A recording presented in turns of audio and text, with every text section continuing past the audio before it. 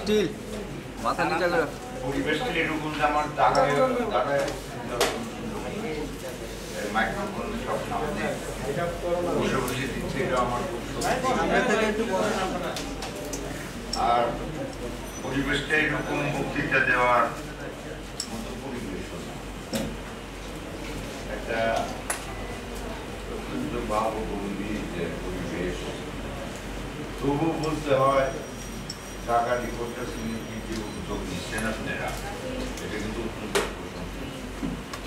এটাকে সামান্য বলা যাবে না, এই কারণে যে উদ্যোগ এটা না নিলে কি নিহতে যতটা অসহায় পরিবার আছে, পরিবারগুলো আছে, আপনারা তাদের পাশে দাঁড়াইছেন, এটা তো তাদের জন্য একটা বড় পাওনা।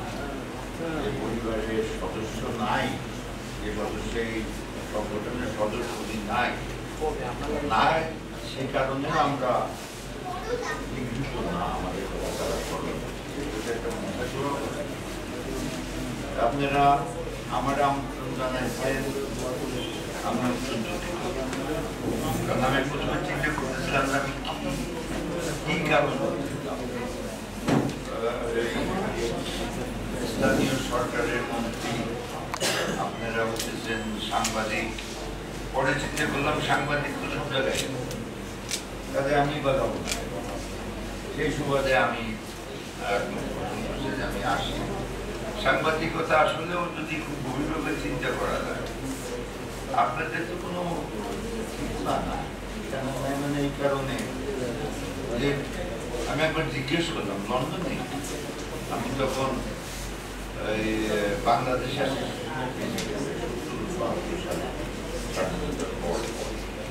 বাংলাদেশ সুবাদে ওখানকার সাংবাদিকদের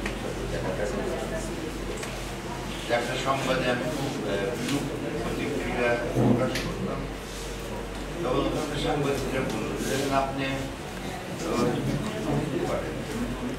সংবাদ মানেই খারাপ, ভালো সংবাদ কিন্তু সংবাদ হয়, খারাপ সংবাদই সংবাদ। যদি এইটাই আমরা বিবেচনা করি যে সাংবাদিকতার মেইন মূল মন্ত্র হইতেছে খারাপ সংবাদগুলোকে ভালো করে প্রকাশ করা, তাহলে কি দেখা যাচ্ছে যে সংবাদটা খারাপ হলো, আর যারা এর সাথে জড়িত তাদের সাথে তো শুধু সম্পর্কের অবনতি নেই, অনেক সময় শত্রুতা থাকে, জিনিসটা তুলে যায়।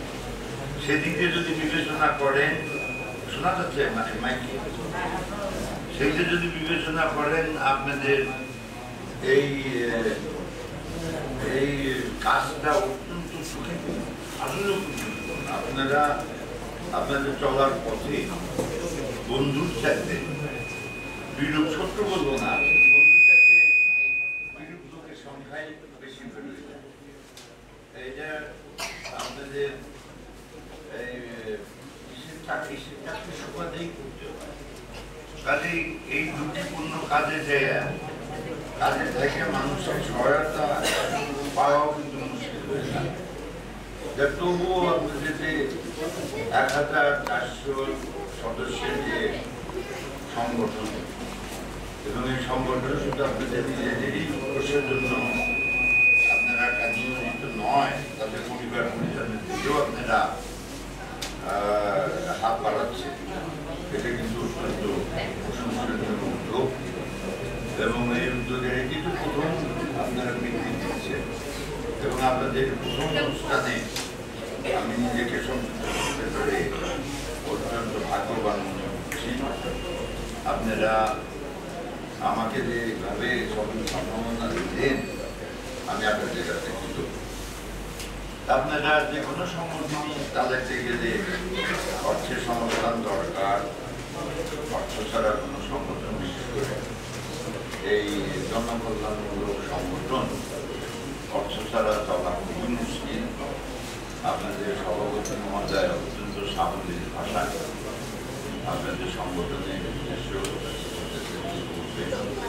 বর্ণনা করছেন, এবং এটা সুনির্দিষ্ট সংখ্যা যে 1 কোটি টাকার একটা ফিক্সড ডিপোজিট হলে ওনাদের এই অসুবিধাটা একটু দূর হয়, আবার 50 লক্ষ টাকা একটা দিতে পারে, একটা ইন্টারনেট ব্যবস্থা করা, এইটা উদ্দেশ্য সহায়তা অনেকেরই করা উচিত। আমি বিশেষ করে ব্যক্তিগতই হোক আর যেভাবেই হোক আমি বিষয়টা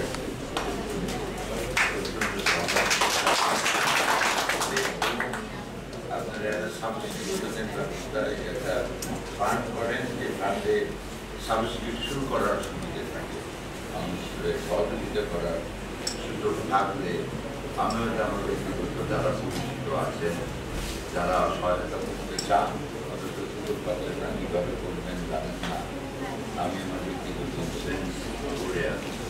আর যদি আমার মন্ত্রণালয়ে কোনোরকম এসব ফান্ড দেওয়ার কোনো সুবিধা থাকে, আমি সেদিক থেকে অন্তত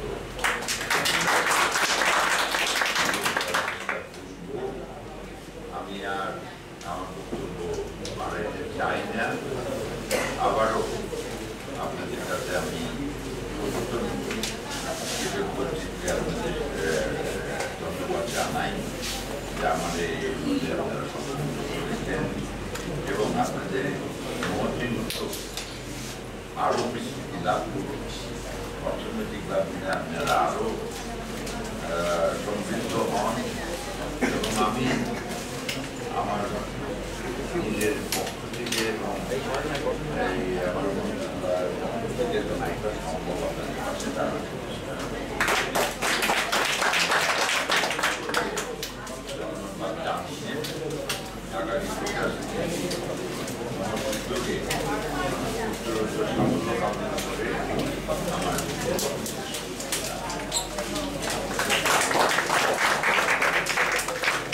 মাননীয় প্রধানমন্ত্রী বক্তব্যের মধ্য দিয়ে আজকের অনুষ্ঠান এখানে সমাপ্তি হচ্ছে। আপনাদের সবাইকে অনেক অনেক ধন্যবাদ।